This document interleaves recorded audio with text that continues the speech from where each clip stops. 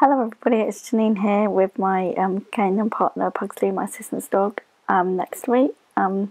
So today we're going to be doing some doodling and watercolour, but more about that later.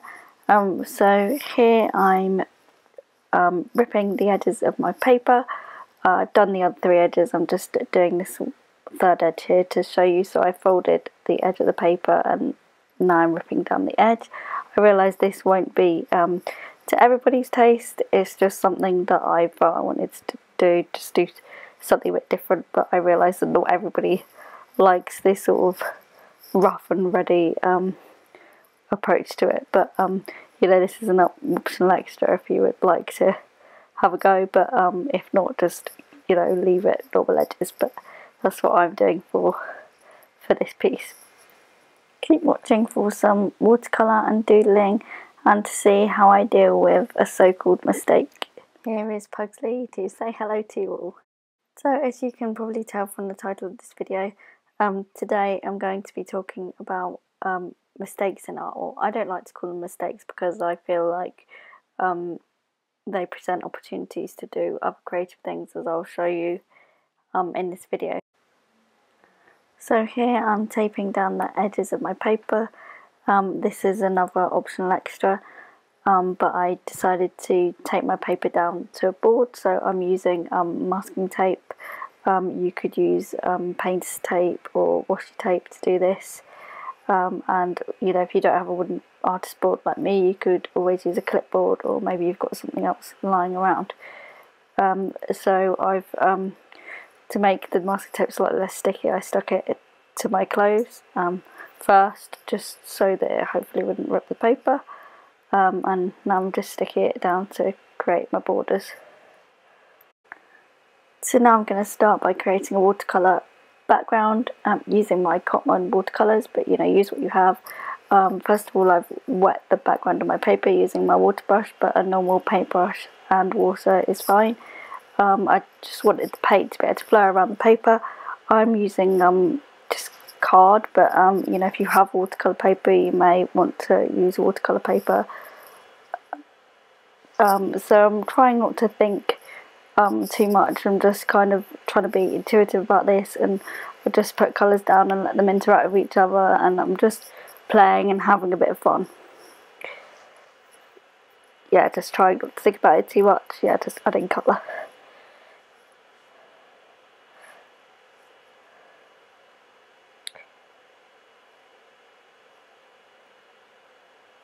And now I'm using my Stabilo woody pencils just to add some more lines and some border blocks of colour, but you know, you could carry on with watercolour, you don't have to do this option. Yeah, I'm just still trying to not think about it too much and just have a bit of fun and just play. So this is quite an intuitive approach to art, and I'm kind of reacting to the colours and the marks as I go along, and it's you know, very unplanned, just kind of happening, and I'm responding, yeah, as I go along, like I said, and to see where it leads.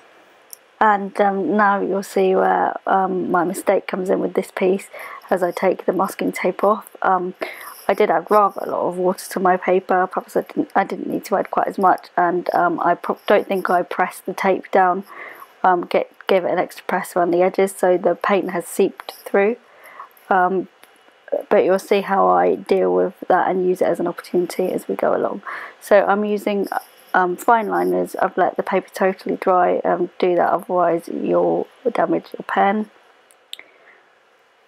And yeah, I'm just doing doodling. I'm just kind of responding to the colours and the shapes that I've been left with on my paper.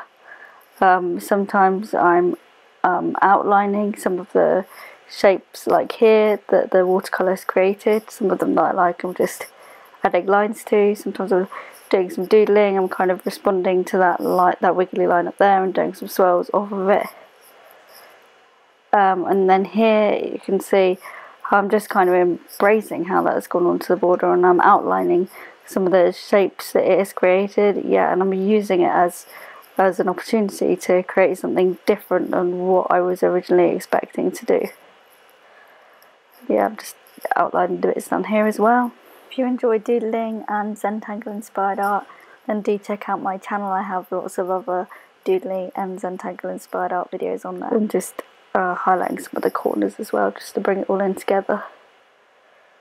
And then here I'm sort of trying to be inspired by the shapes that have been created from the edges where the paint seeped under, and I'm drawing them into that section there. So that is something that, you know, I would have never have thought about doing if it hadn't been for that so-called mistake. So it helps, you know, mistake can almost help you be creative and push you into different directions that you wouldn't have expected and give you new creative opportunities. So yeah, I encourage you all to not see them as mistakes and just see them as opportunities. You know, art should be an enjoyable and fun and relaxing creative process, and if you're always worrying about the mistakes, then, you know, it's not going to be relaxing and fun for you. So this way, you know, you can learn to embrace those so-called mistakes and do something different with them.